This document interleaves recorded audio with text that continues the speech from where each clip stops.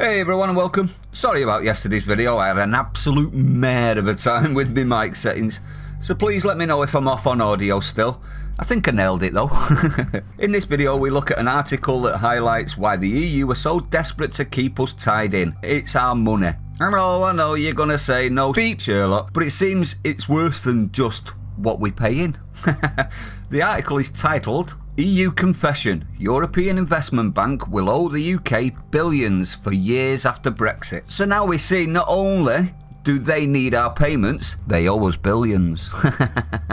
Let's read. Post-Brexit trade talks are make or break this month, as the EU's chief negotiator Michel Barnier demanded that significant headway needed to be made in June. Mr Barnier said he was still determined but not optimistic. Good for you. While Prime Minister Boris Johnson has not budged and intends to bring the transition phase to an end by the beginning of 2021. The EU has even suggested extending, I bet they have, the negotiating period by 2 years. Aw, aren't they kind? A suggestion which key Brexiteer David Davis laughed at on LBC this morning. That's funny that, David. I did as well.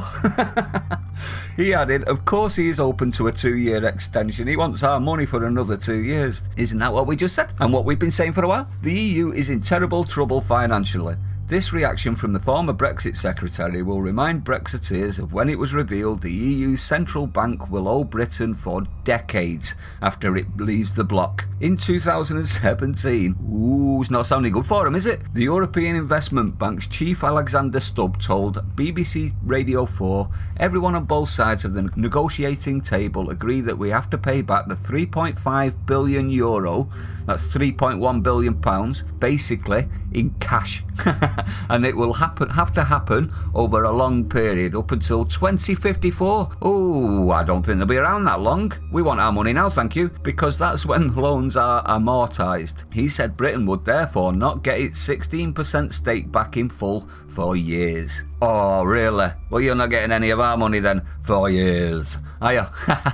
The UK, along with the other member states, have paid taxpayer funds into the European Investment Bank to capitalise it. The bank then issues low-rate loans to fund infrastructure throughout the bloc, which has enabled all of our industry to be bought off and taken to Europe with benefits and subsidies. Yeah, that's what that is. Britain's share was the same size as Italy, France and Germany's, all of which were the largest out of the member states. Back on Radio 4, Mr Stubbs then said, I have a British heart pumping, really.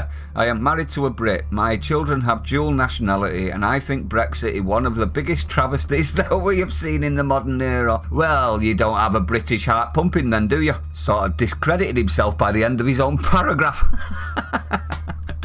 So I will do everything in my power to alleviate the pain. Well, you can't do anything because the British people have spoken. And guess what you were part of? That process.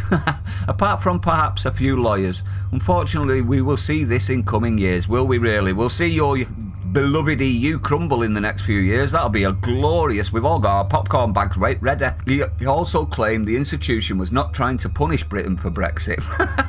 Have you heard this, Tosh? The UK has repeatedly shown it is not afraid of leaving the bloc without a trade deal in place, really. We're not afraid of leaving at all without anything in place. Just leave them to their own devices and we can sit back and watch then like, I don't know, like watching Coronation Street, innit? Only real life.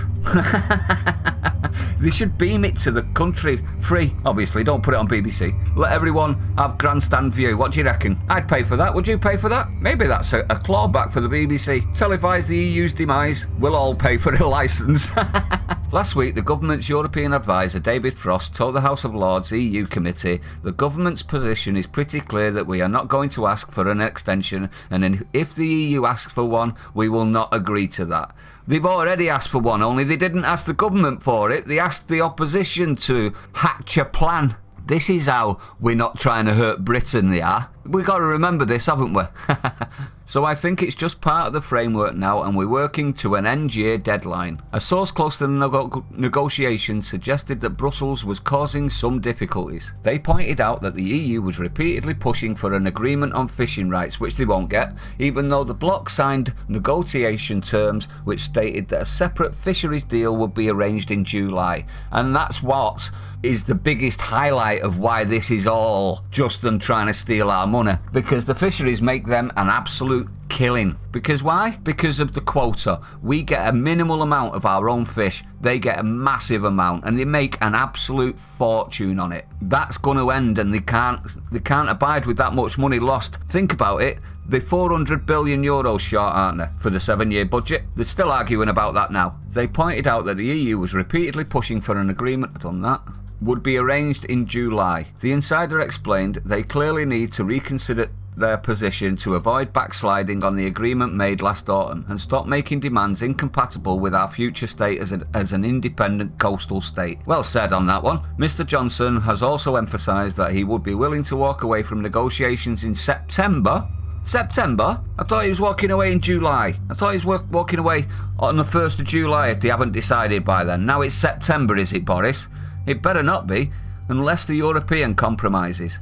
The UK will decide on July the 1st whether to extend the transition period beyond the end of this year, and that would be political suicide for the Tories. Do you think I'm wrong on that one?